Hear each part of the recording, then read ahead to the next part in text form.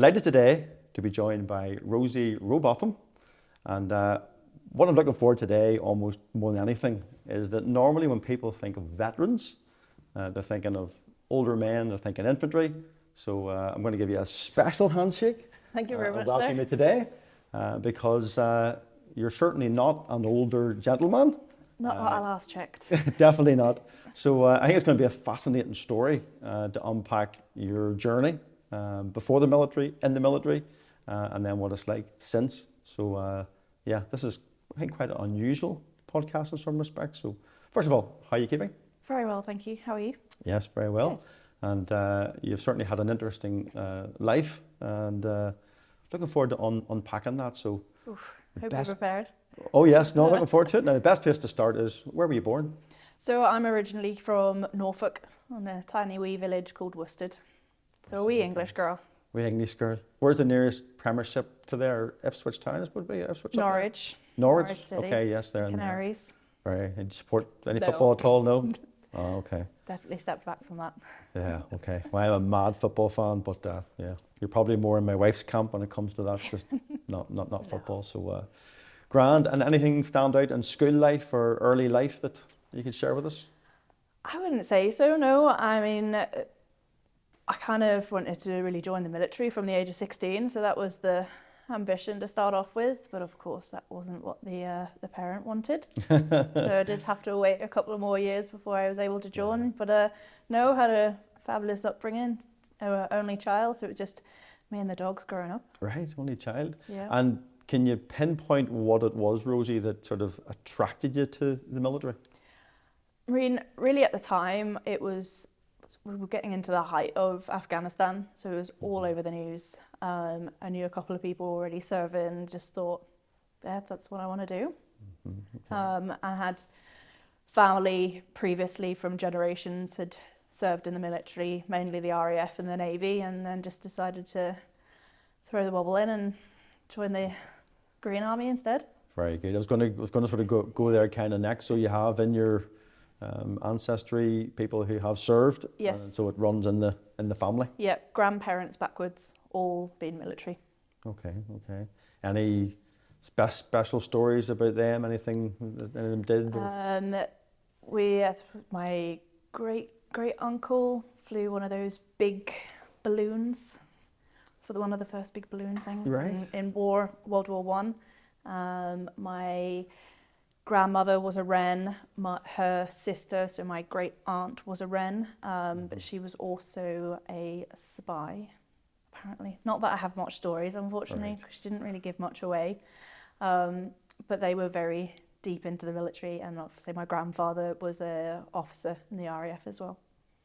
First to fly a balloon, spy. That's like a podcast in its own right, I think. And then I just joined the army. Well, you say that. However, you became a combat medic. I did indeed. Which, to be fair, is special of all special when it comes to the military. It's that one part of the military you hope you never need. Yep. But then when you do need them, boy, are you glad that they're there.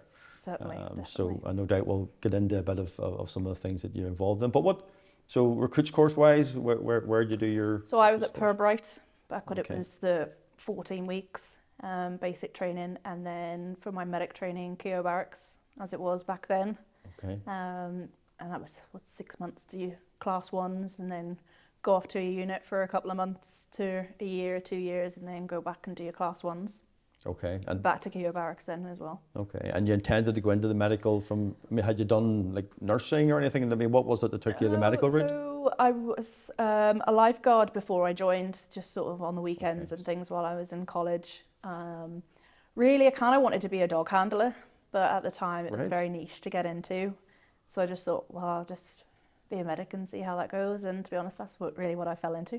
Okay, so you've mentioned dogs twice now already, and we're barely 5 minutes into the podcast. So these must be a special part of your life, sort of. They are indeed. They are indeed. Apart from my military career, yeah, my dogs would definitely be a big part of my life. Okay. And what do you have now? What breed? So I have 2 Dutch herders, Fenrir and Luna, who are actually both search and rescue dogs here in Northern Ireland. Right. Okay. Very good. So that's my side passion.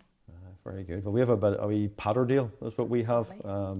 a cross between supposed to be a hound and a Patterdale. But I laugh. Our story is I wanted our dog to be in the garage initially, and then eventually it got into the back room, and then it got into the downstairs, and now it just sleeps with the youngest boy. Lovely.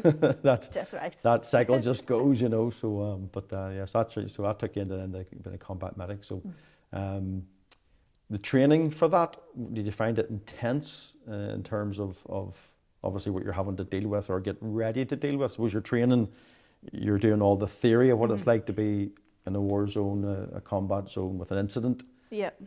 What was the training like for that? I mean, the training was very intense because you were learning a lot over that 6 months.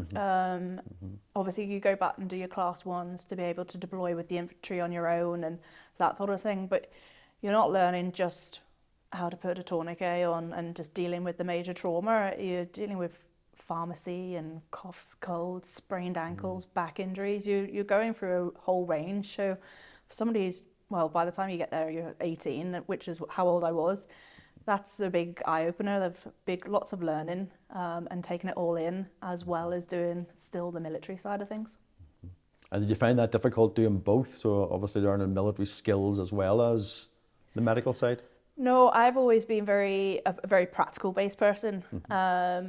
The learning side of things was a bit more difficult. I was dyslexic and I was a bit worse back then than I am now. So I was very much sort of, when it was on paper, couldn't get it. But when it was a practical based thing, that's where I kind of shone. And that's how everything really got stuck in, which is why it's so good with the military, because we are very practical based, not just read a textbook and tell me what the answers are. Yeah, I was going to say the military's improved in that a lot in terms of how they deliver lessons. Yes, very much so. And that leads to different type of people who learn different ways. So no, that's a very interesting point. So give me just an overview of your service, where all of you served, sort of where you were stationed, etc. Yeah, so I started off in Colchester with 16 Air Assault Brigade, 16 Med Reg, stayed there for 4.5 years, and then went off to 4 Medical Regiment, which at the time was in Aldershot. I was sort of with them, but by this point I was training to be a paramedic, so I was juggling both military life and then university for the next 18 months until I qualified. Once I qualified there in 2016 as a paramedic, I then pushed for a posting to go to an infantry unit, because at the time it was very much paramedics needed to stay in with the medical units, and I hadn't had that experience of being with an infantry unit, so I really pushed to try and get out at the time. So that's when I got posted in 2017 over to here in Northern Ireland with 2 rifles. Okay. And I would say pretty much that's where the height of my career was, being with those guys, certainly. Okay. And you've also been then to Afghanistan on a couple of tours? Yes, so 2013, so that's when I would have sort of been with 16 Medical Regiment, deployed out to Herrick 18, so sort of just coming to the closing period of time. Okay. So operating out of Bastion, vehicle patrols, that sort of thing. And then 2020, deployed with 2 rifles to Tyrol 10, which was like the Kabul main aspect. But obviously the height of COVID, it was a very different experience than what my previous tour would have been. Okay. And did COVID impact Afghanistan? Significantly, okay. Yeah.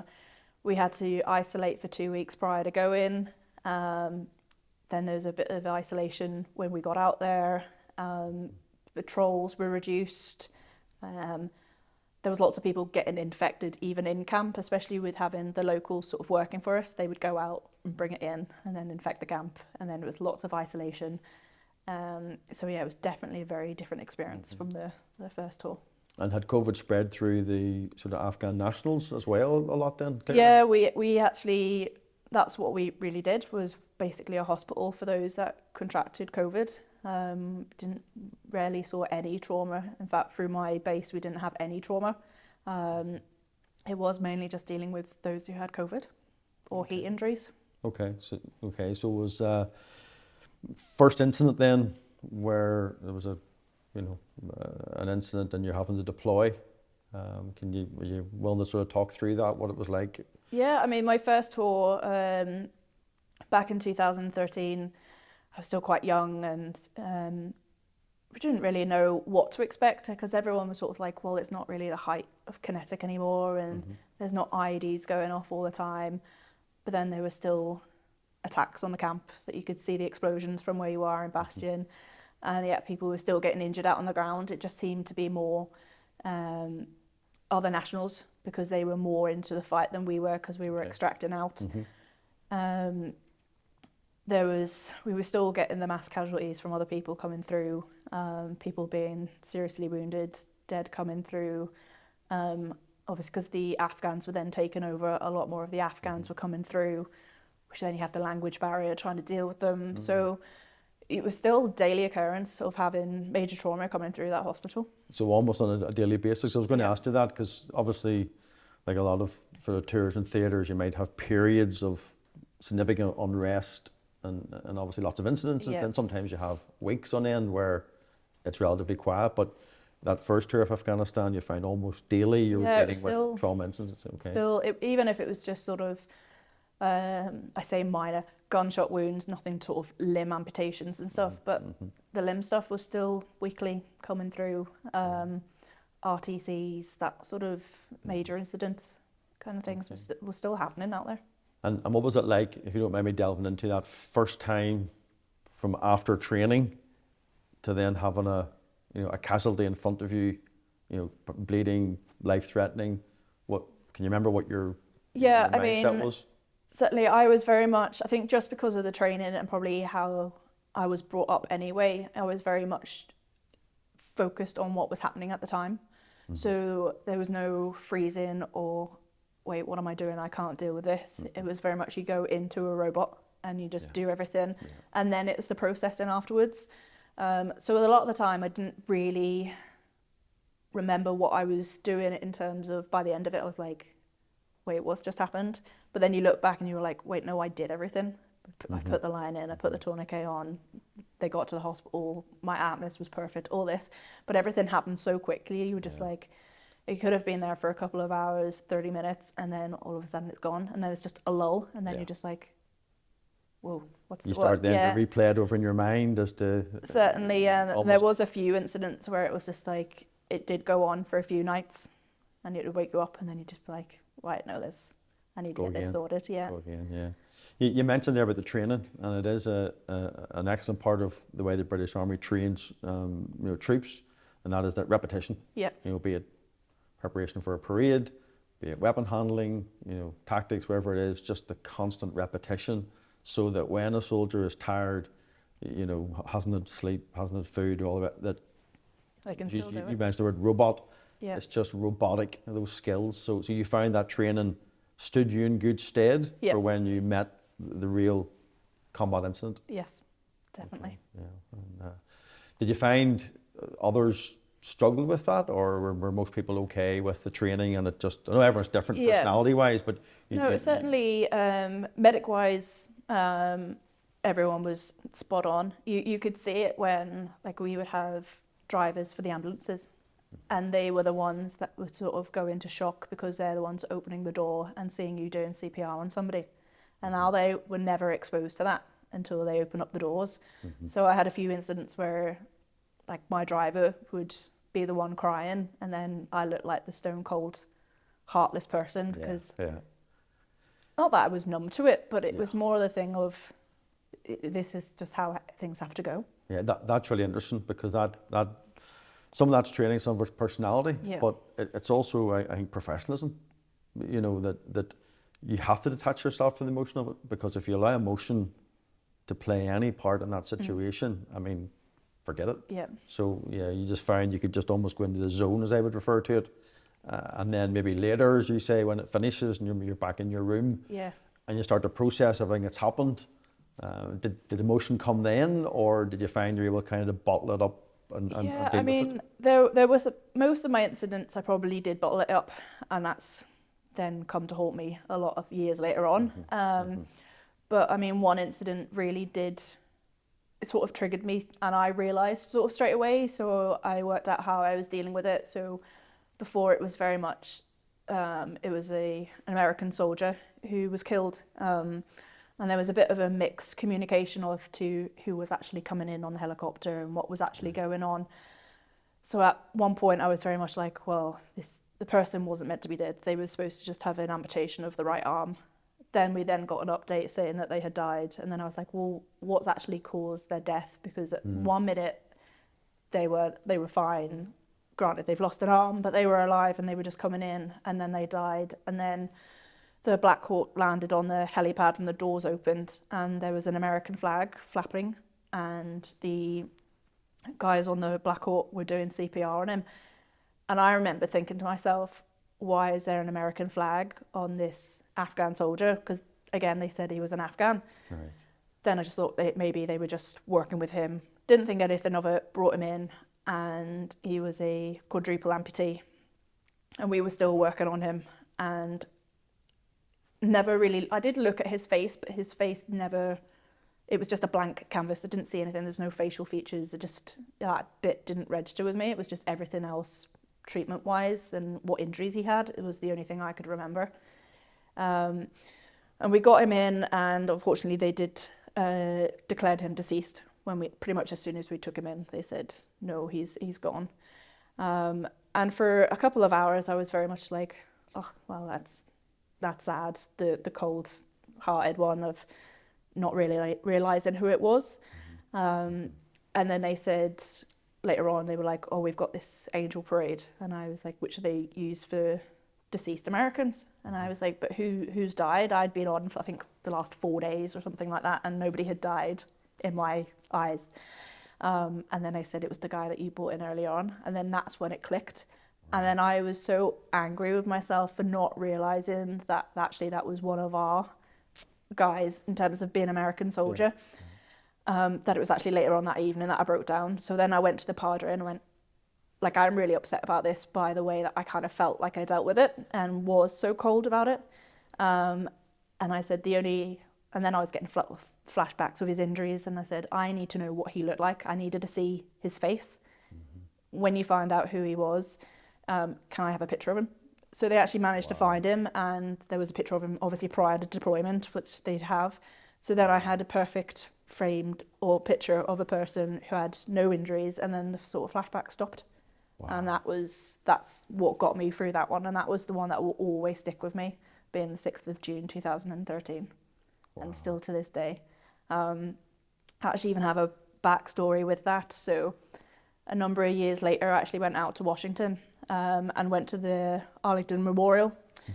And I just thought, I wonder if he's buried here or a headstone or something. So I looked him up, and lo and behold, he had a headstone there.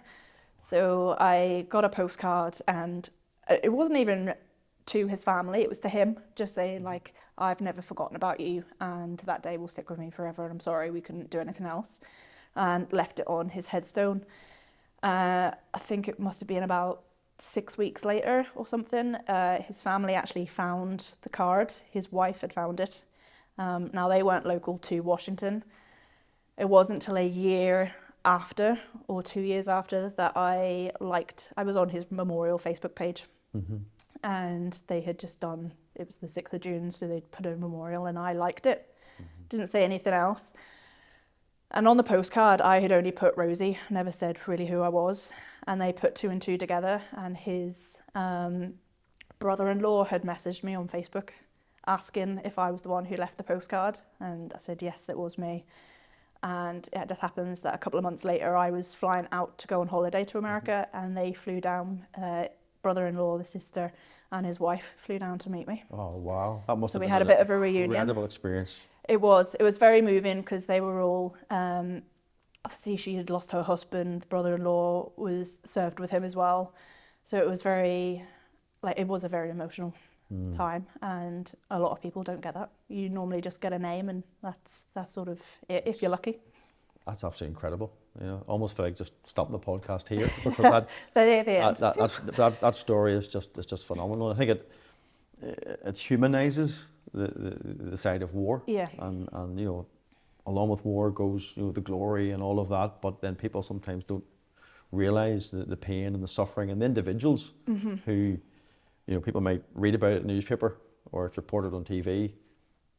but that event goes on for years in people's minds and the Certainly reliving does. of it. And it's Yeah. interesting that you had to have that, you described about the closure Yeah. that you needed to get, and seeing a picture Yeah. of It was the basically soldier. making him the person that he actually was, So you're and almost not humanizing just, it yeah, in that sense. Yeah. not just a body. It is interesting about the families as well, because I'm sure what you did in taking time to leave the card, and not only what you did, obviously, during the actual incident and seeking to work on him and save life, but the fact you took time to leave a card, it must have meant so much, to his wife and family that you were able to do that. So I'm sure that was an incredible moment when you all met together and had a chance to talk through and Yeah, it was and lovely. share that. So were you mainly based like back in a um, word escapes me, like a field hospital? Yeah. Or did you ever actually deploy out with an IRT onto the Yeah, ground? so I did the vehicle patrols when we sort of collapsing PBs and things. Mm-hmm. So you would travel there. Most of them were pretty much non-eventful in terms of injury-wise, which was good for us. So I got a mixture of working within the hospital, working on the ambulances within Bastion itself, and at the time it was that large. You was basically dealing with anything from you had the trauma, and then you had your broken ankles or your sprained ankles and chest pains in the gym, and there was a guy who got bitten by a snake that got flown in, which will always sit with me as well, because they turned up with a pillowcase with the dead snake in after he dropped the weight on the snake. So that you could see what it was and see yeah, exactly that. what was it, venomous? No, it wasn't, luckily for him. And you didn't think about just pretending it was just for a few moments? No, he was freaked Just- out enough just to as wind it him up, was. no? No, he was still armed. He'd probably shoot me.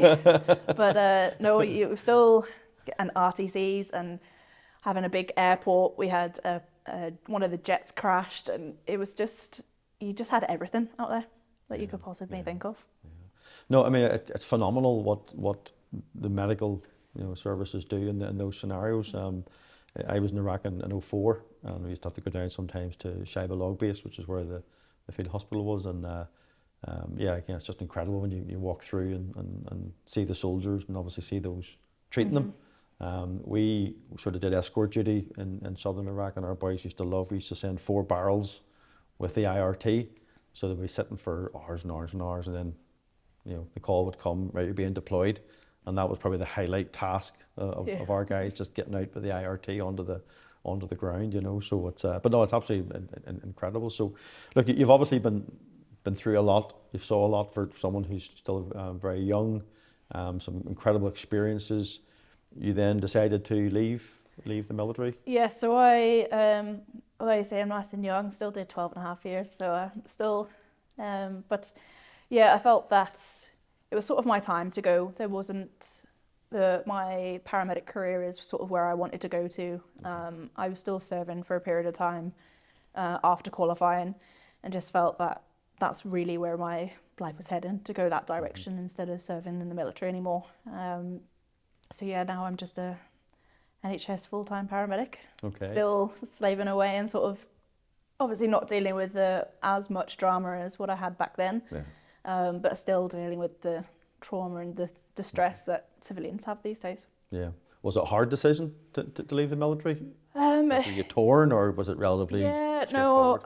There's still a lot of things that I miss about the military, but it just kind of got to the point where I was like, I think I just need to focus on a different career. And I always kind of said that if I got to pretty much anything further than I came out as a corporal, but I'd always had the ambition of, even if I hit sergeant, I probably wouldn't go any further, because I never wanted to lose that medical ability of going into admin. That was never really an interest for me. Yeah. So I would have left then anyway. But being a paramedic, it was sort of, again, with the Army's help of not having to worry about a student loan or worrying about the fact that I'm dyslexic and didn't have the grades to get into university. Because of the Army, I got that degree, and I got that career to come out on the other side. Okay. So in terms of women in the military, that has evolved a lot in the last 30, 40 years, yeah. maybe even the 12 years you're in. So could you just sort of speak to that? Let's just say there's a young girl watching this, 18, 19, considering going into the military, but perhaps apprehensive. Is this just a male-dominated organization? How am I going to be treated? You know, the whole equality issue. Well, is that something that you thought about before you went in, and then how did you find it? Not really, but I think it's just because I'm quite stubborn and I just go ahead and deal with it anyway. I think I've got that sense already. But I mean, it's changed even from the point where I joined at the beginning in 2009 to when I left. When I left, women were joining the infantry, and that was never.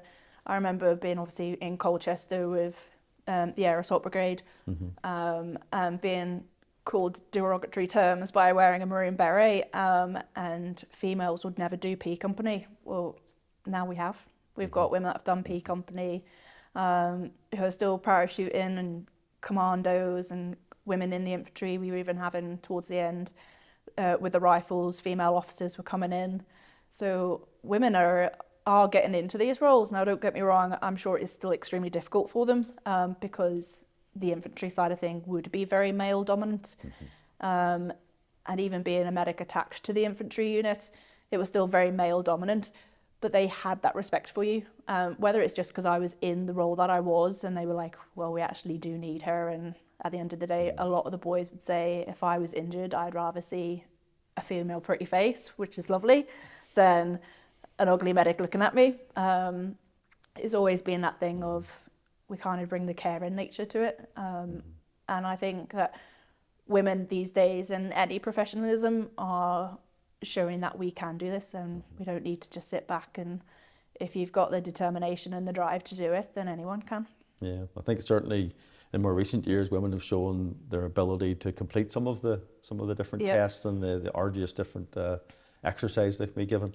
I was a bit surprised when Rachel from the Veterans Commissioner Office mentioned that she'd done the penny fan back in breaking. I was like, kind of I didn't do that. Right, okay, that's no mean feat. There's many a man can't do that.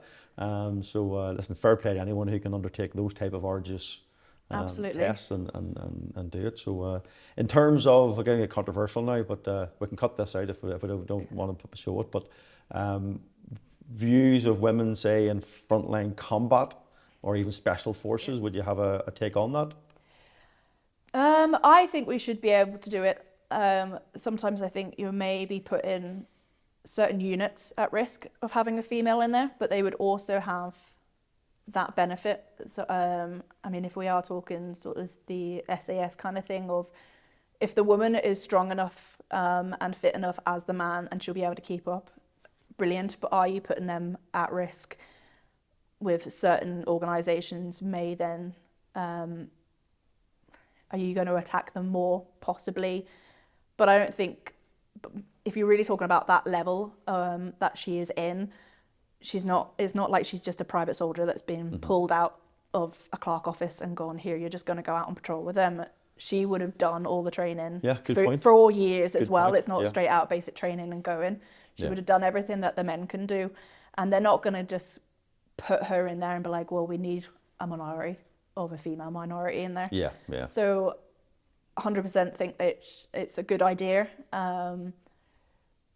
Would I want to do it? Possibly not. Maybe actually as a medic, I would have loved to have done it. Yeah. Because I'm doing the medical side of things and they do things differently. They've even got different equipment that they can use and utilise. But it wouldn't have been a position for me just because of, it's just not for me. But for other people, definitely. I think so not putting words in your mouth, but what you're saying is if it's on merit, that's one thing, but not tokenism. Yes, I think it definitely should be. If she can do everything that the boys can do, then crack on. But don't just go, oh, well, we need a female in here, so we better just put her in there. Because then you're just putting everyone at risk. Her at risk, them at risk. Okay, I think that's a good answer, good honest answer. So you then left, but you've obviously left the military, but moved into paramedics. So in some ways, you've changed what you wear, but the roles, the job's the same. Is that more or less? Pretty much, and I would say that my military career has really put me instead for being in the ambulance service. Not even just with medical training, it's dealing with those situations. Because as I said, you go into a robotic form.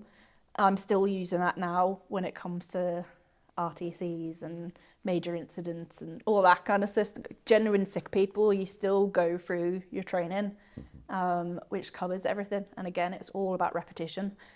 And I've brought that through into my current career. Yeah, okay.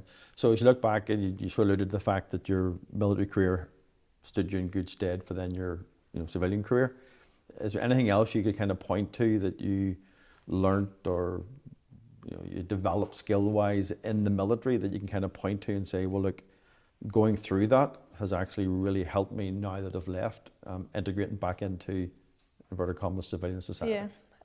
I think really just, I mean, the medical training has always just been there. And I think just how that worked and got my confidence, because they were very confident building. And even with the military, you do just get a backbone and you do become more independent. And I find that that's actually brought me on well in the ambulance service with dealing with abuse and that kind of thing. I feel like I'm a lot more hardened to it, because I used to have a sergeant that shouted at me to tell me to get on the floor and crawl up Sergeant there. that shouts? That doesn't happen in the British Army, does it? No. Well, back then it did, probably not anymore. Not as much now, but No, yeah. but yes, yeah, got called every name under the sun, and even if they never meant it, it was very much just hammering it in. Yeah. So now I'm just like, you can call me whatever, I really don't care. But that's one I've of heard the. it all. But that is one of the key mindsets to have, particularly during training. Yeah. Again, I joined back in 1988, so there was still a fair bit of paddy, and I wore Corbine, so I can still remember Sandhurst. Hey you with a tea bag in your head, that was just kind of the standard. But they were just trying to wind you up. You knew that, so you just laughed it off. And that's if you kind get of how I that do it mindset, now. if you get that mindset, it's easier. Yeah. But if you're going to bite and take things personal, then you're in for a long course. Oh, yes. Or a long career. Yeah, when it comes to definitely. that, So you mentioned earlier that obviously as time went on, you've obviously been through some hairy experiences, difficult experiences, and that has come back at times to play in your mind. Can you speak to that? How does that? Yeah, I mean, I think materialise? I think it was really a combination of my military service and what I see in the ambulance service. And they basically, I thought I just basically had like a mini breakdown. I guess you can had the stress of being in the army, but never really realising. And then, but you always had the support, not really like the mental health support, because I never sought it, but you had your friends there. Everyone, you lived on the same corridor as each other, the door was always open, so you were always in and out, and then you leave, and then you're in a house by yourself, and then you're just like, oh. And then I go to work, and then I've got the camaraderie, and then I leave work, and I'm on my own again. So it was very much of, and still being over here, and my family and my close friends were back home.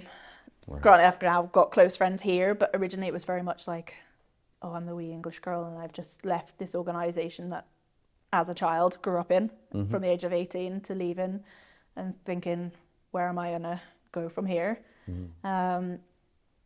But yes, I had they kind of just put it down to sort of, things that I'd seen in the military, and then combination of stuff in the ambulance service combined together, and it just sort of went from there. But I sought help, and but that was both from the military and the ambulance service as well, and it's great, and I'm still doing the job that I love, and I don't feel I have to give it up. Yeah, which is ultimately the outcome you Yes. would want. So you mentioned there the help you did get from the military. Were you happy with that help? Did you find it met the need? Yeah. Were you frustrated at any point that it wasn't what you expected? Because there's always this big debate about, particularly veterans, about, well, are we recognised? Is our service recognised when it comes to things like mental health support medically in general? What's your experience of that? I mean, obviously I can't speak for other people, and probably maybe it's just because I'm so fresh out. They were very much, well, we need to look after her. And because I came from quite a close-knit unit and working with the medical personnel anyway, they knew me, so I got the support. And I didn't really need that much, where in terms of some other people might, which is where they may get the difficulty, but it was very much you sort it out. But then you had that in the army anyway. Like if you wanted help, then you needed to sort it out. And obviously there's still like the stigma and certain things of trying to speak out to get help, and the army is really hammering home on that to try and get people. And I think we are now coming to the generation where they are okay about speaking out and getting the help. There's not too many of the old and bold that will turn their nose up at it. But probably is as the old and bold are still out. They're now realizing they need the help, but then still don't really want to seek it because they think, well, I'm not part of that anymore. And but the help is there, and you just do have to seek out some of it for yourself and be in the position to go, yeah, please, can I have some help? Yeah, And yeah. somebody will always be there. Yeah, I think that's a good Definitely. point. It's that initial reach out. Yeah. Because unless that reach out happens, how did Nobody's everyone else going to know And until it's too late. Is it fair to say that's one of the challenges for some people in the military, where maybe ex-military, where they're veterans and they are, as you described, you go home from work, house on your own, that's when you're kind of most susceptible to the thoughts and the flashbacks Yeah. and the depression. But it's encouraging people to actually put their hand up and say, hey, I need someone to talk to here. I need some help here. Yes. Is there anything more you think that the veteran community can do, or the support services could do to encourage that? I don't think so. More just for the fact that for me, I can see them doing those things, and they do coffee mornings and they do events for veterans and that sort of thing. There's only so much that you can do to push somebody to do it until you get to being annoying. Yeah. And then That's a they're good point. really going to push themselves away. Yeah, that's a good point. So it's just being open, maybe not even just going, we're doing this because of your mental health. We're just doing this for a chat and some crack and Yeah. a cup of tea and maybe a beer. Yeah, and then it evolves from that if Yeah. there is something that evolves. Okay. So sort of wind up towards a conclusion here. So values, the British Army, really values itself on values and puts a lot of emphasis, shall we say, on values, moral values. Can you think of any that you've kind of learnt through the military that you've then taken in civilian life and you've kind of said, yeah, that's a value that I've had instilled in me because of my military service? Yeah. I mean, probably having, like, integrity would always be a big thing that was always drilled into you, and is still really now. If you make a wee slip up, don't try and hide it, especially in the medical field. If you do a wee slip up, you just report it, and it might not turn into a big slip up. Or if you've done a wee slip up, it can turn into a big one. But if you don't report it, then it didn't go dramatically wrong. Yeah. But having that, I think, is just having the integrity to go, no, I messed up, or I didn't mess up, and just being able to say. Yeah, no, I like that one. It's a good one. Looking back in your career in the military, anything you would have done differently, or anything you'd love to go back and just say, oh, I wish I could have done this? I would say I've tried to go here, there, and everywhere. I still regret not going to Brunei. It's one of my biggest regrets. I did a lot of Africa countries and loved it out there. But yeah, doing sort of Brunei was always, that jungle over there would have been, it's one of my kick in the teeth. And not going to Germany when it was still open as well as another kick in the teeth. You probably still go yourself now, just book a flight and head. That is true. But just be open-minded, and I was never much of a homing pigeon anyway. Right. So I was a go. But yeah, definitely getting on all the courses and doing all the deployments, even the little ones, the STTs, and yeah, loved it. Which is why sort of my last couple of years being in the infantry was my busiest, because they were here, there and everywhere, and I loved it. And that's what I do miss the most, was being away. So either through a story that you can recount or just commenting, what did it mean to Rosie to be in the British military? What did it mean to me? Pride, confidence, and just getting the experience that I don't think a lot of people get to have in the world, because some people are just too scared to go, let's go and do it. And the military is very much get up and go, otherwise you get left behind. No, I like it. And shouted at. I like it. No, great answer on that one. Okay, so last question. One of the reasons we're doing these podcasts as a Veterans Commissioner office is to really try and speak to the younger generation, really. So if you could leave a message, say, to the next generation 50 years from now, and they're watching this podcast and they're really considering the military, anything you would say to them, or any message you would leave them? Just go for it. I mean, we don't even know where it's going to be down the line in those many years. There's probably going to be some real Gucci medical kit that I want to play with, and but yeah, definitely it's evolving all the time. It may not look like it is, but it definitely is. Even in the 12.5 years that I did, compared to guys before us, is going to have changed a lot by that point. And I think we just need to get up and go, and not be scared to go, and don't think that you can't do it because of X, Y, and Z. As I said, I never thought I was going to get a degree. I didn't think I'd be able to go to uni because I just didn't get them because I'm dyslexic and just didn't do well at school. And here I am now doing my master's in emergency medicine. So absolutely fantastic. And I'm going to throw in one more question because it just sprung in the mind there when you mentioned the Gucci kit coming down the line. Being sort of Territorial Army initially, Army Reserve as it's called now, why didn't you go into any of the reserve units after you left the Army? Because then you can still play with this Gucci kit as it comes along. actually, Well, there we are. I should have asked that question. So that's perfect. there we are. Well, that's actually perfect because it wasn't even scripted. Yep. So that's a big plus for the Army Reserve. So Yep. who are you with? So I'm with 210, the medical unit that formed there together. See, I'm actually glad to hear that now because I'm sitting thinking all this lady's skills, her experiences are now lost to the military. No, not at But all. no, they're not. Still dabbling They're not. in just a wee bit. Excellent. Not as excellent. much, but yeah. And does still that in. let you sort of, what I sometimes refer to as scratch the itch? Yeah. Up and back into that wee environment that you Certainly enjoy, the does. people and camaraderie. So I don't know if you describe it any different way, but I just describe it as Oh, scratching it the is itch. definitely scratching the itch because then I'm like, well, I don't really want to go away for 6 months, 7 months, but I'll do that 4-week deployment there and I'll go on that. Yeah. So yeah, very And much. when the So. next operational tour comes up, would you consider Depends where putting it your is. hand up and volunteering? Depends where it is. Brunei? Yeah, definitely. Brunei. Two I was hands- looking at postings, two like, hands can the going up dogs for come? Oh, the They're dogs. Oh, working. well, See, that's why I do 4 weeks. we'll get to the stage where we'll start letting soldiers bring their dogs on That'd operations. be won't great. They could be support workers. Well, They support me. Exactly. No, brilliant. Listen, it's been an absolute pleasure. I count it an honour when I'm been able to interview, people who have been through, particularly the journey you've been through. Commend you for your fortitude, because it's definitely not easy, I think, sometimes for females to go into the army with maybe the perception that's there. It is changing, and that is Very much good, so. but it's still not an easy. There's certainly easier careers out there for young ladies to go into. There a is way to put it. indeed. But no, I think you deserve huge credit. Certainly appreciate you opening up and going through some of the raw emotion that you had to go through. And I think that the listeners will really get a sense of what you had to go through and the journey you've been on. So Well, thank absolute you very pleasure. much for Thank you very inviting me. much indeed. No, and we may have to get you on sometime in the future, and we'll get you back for Can't get away from this. get you back for take 2 That would be great. sometime in the future. Listen, take care, all the best, and Thank you we'll very talk much. to you soon. Bye bye.